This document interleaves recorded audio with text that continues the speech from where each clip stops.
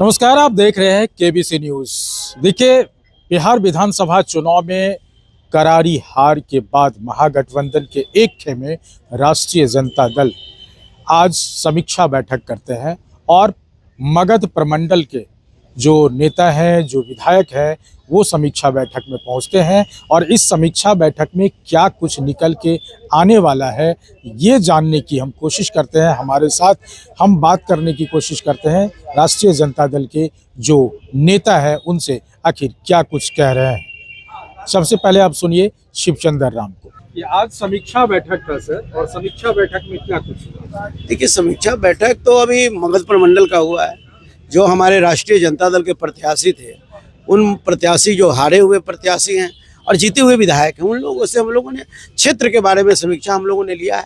एक जगह समीक्षा करके और पूरे बिहार के सभी प्रमंडल का जब हो जाएगा, तब हम लोग कहने का मतलब अपने नेता आदरणीय लालू प्रसाद यादव जी और तेजस्वी प्रसाद यादव जी को हम लोग अवगत कराने का काम करेंगे। और क्या उसमें आया उस हम अवगत कराने का काम करेंगे। कितने टर्म में समीक्षा बैठक होगी? 30 से 26 से 30 तक? देखिए, 26 से 9 तारीख तक होगा। 26 से 9 तक होगा और हम लोग एक एक पहलू पर हम लोग बात कर रहे हैं। अब बात कर करके हम लोग काम कर रहे हैं। तो आपने सुना शिवचंद्र राम ने क्या कहा कि ये समीक्षा बैठक हमारे 9 तारीख तक चलेगी और इस बैठक का मंथन करके फिर हम शीर्ष नेतृत्व को भेजेंगे और तब क्या निराकरण होता है उस पर फिर हम एक फाइनल समीक्षा बैठक करेंगे। साथ ही साथ बता दें कि जो प्रदेश अध्यक्ष है मंगनी लाल मंडल, उनसे भी बात करने की कोशिश की है और उन्होंने भी क्या कुछ कहा है इस मसले पर, जरा आप सुनिए।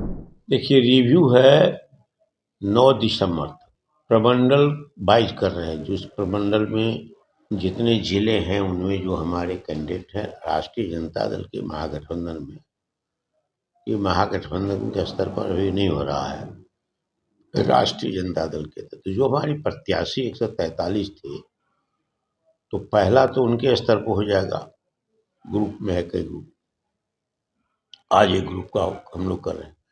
उसके बाद जिला के जो विधायक हैं, एक एमएलए हैं गत विधानसभा के पहले के, तो ये इसके भी जो बिता है, तो एक से एमएलए हैं, एक से एमपी हैं, प्रमुख नेता है, तो एक से एमएलसी हैं पार्टी के, और जिला अध्यक्ष है जिला के प्रधान महासचिव में, तो उन लोगों का करेंगे जो 9 दिसंबर को खत्म हो जाएगा।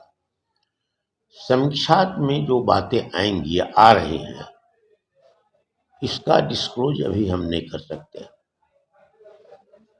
सभी राय आ जाएगी, प्रतिवेदन भी लिखित मांगे हैं वो आ जाएगी, तो उस पर हम लोग विचार करेंगे और उसको एक प्रतिवेदन बनाएंगे। फिर नेता प्रतिपक्ष के स्तर पर बैठक होगी हम लोग की, और उस बैठक में आगे क्या निर्णय लिया जाएगा वो होगा। एक और सवाल है सर, 20 साल से जिस आवास में पूर्व मुख्यमंत्री राबड़ी देवी लालू जी रह रहे थे, उस आवास को भवन निर्माण विभाग ने खाली करने का नोटिस जारी किया है, नया आवास भी अलॉट कर दिया है। आरजेडी इसे कैसे देख रही है? देखिए, ये सब विद्वेष के कारण है। द्वेष विद्वेष जो है, उसका जो जहर मन में बैठा हुआ है लालू यादव के प्रति, राबड़ी जी के प्रति, उस परिवार के प्रति, तो उसी के कारण कोई कारण नहीं, राजनीतिक कारण के सिवा कोई दूसरा कारण नहीं हुआ।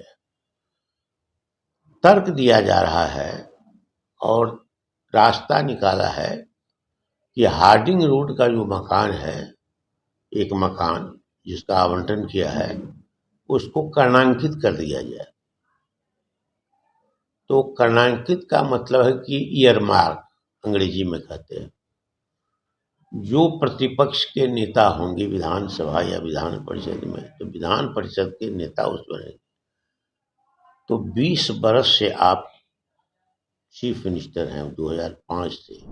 तो ये दोनों व्यक्ति बस वही बात को लेकर के कि चुनाव आयोग और जो एनडीए गवर्नमेंट है उसकी साजिश रही है। साथ ही साथ इस पर जो अनीता देवी है, जो वारसलीगंज के प्रत्याशी रहे हैं राष्ट्रीय जनता दल के, उन्होंने अंत में क्या कुछ कहा है ये समझिए।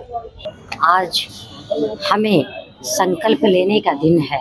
अपने बाबा साहब अम्बेडकर जी को याद करते हुए, भारत के संविधान को जानते हुए, देश की सुरक्षा में हम सभी देशवासियों को, क्षेत्रवासियों को, हमारे बिहार प्रदेश के सभी नागरिकों को बहुत अपनी जिम्मेदारी निभाने की ज़रूरत है, सजग रहने की ज़रूरत है। आज हम सभी को धन्यवाद देते हैं, आप सभी को। राबड़ी आवास खाली करने के लिए नोटिस जारी किया। आपको ये खबर पता ही होगी कि राबड़ी जी का जो आवास है 10 सर्कुलर को हमें खाली करने की हर बात खबर पता है, लेकिन देश में, प्रदेश में और क्षेत्र में किस तरह की गंदी राजनीति हो रही है, इससे पूरी आवाम जागरूक है, अवगत है।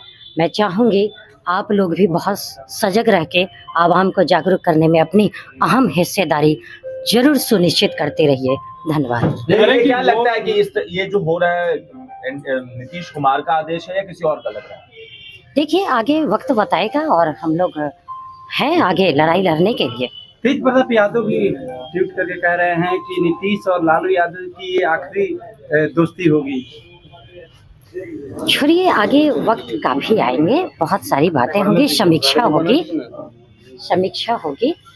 और बस निश्चिंत रहिए। हम लोग हर तरह से बहुत मजबूत हैं। जो सच होता है ना, वो हमेशा मजबूत होता है, और असत्य जो होती है, जो गंदी राजनीति करने वाले लोग हैं, डरने की उसको जरूरत है, हम लोगों को नहीं। क्या लग रहा है, इसी लड़ाई हो गई है उन लोगों की, जो इस तरह के जो नोटिस जो भी होगा हम लोग हर तरह से तैयार हैं और मजबूत हैं। ये जो हार और हुई हर आप लोगों की, जनता जागरूक है और भी मजबूती से जागरूक हो रही है। कई समीक्षा हो गए, हम बताएंगे आपको, और वजह तो सभी जनता जानती है, मशीनें जानती है, जनता जानती है, नेता जानते हैं, क्षेत्र के लोग कि क्या हो रहा है, हर खेल क्या हो रहा है सबको पता है। 10,000 तमाम महिला भारत का संविधान, आप जब आचार संहिता के पीरियड में सभी के खाता में, माताओं बहनों के खाता में जो पैसे डाले जा रहे हैं, क्या वो संविधान का उल्लंघन है या नहीं, इसको पूरी आवाम जानती है। और आप लोग भी पूरी आवाम को जागरूक करने में लगे रहिए और ये संज्ञान दीजिए, ठीक है। तो आपने इन तीनों नेताओं को आपने सुना, और तमाम नेताओं का यही कहना है कि अभी समीक्षा बैठक ही होगी, चूंकि किस कारण से हारे, कैसे हारे, हमारे में कहाँ कमी रही, इन तमाम चीज़ों पर, तमाम पहलुओं पर बात होगी। और ये जो 9 तारीख तक का सफ़र है, उसमें क्षण के क्या आता है, फिर हम शीर्ष नेतृत्व के साथ बैठेंगे और फिर इस पर अगली रणनीति के लिए हम अपनी तैयारी करेंगे। अमलेश आनंद, केबीसी न्यूज़, पटना।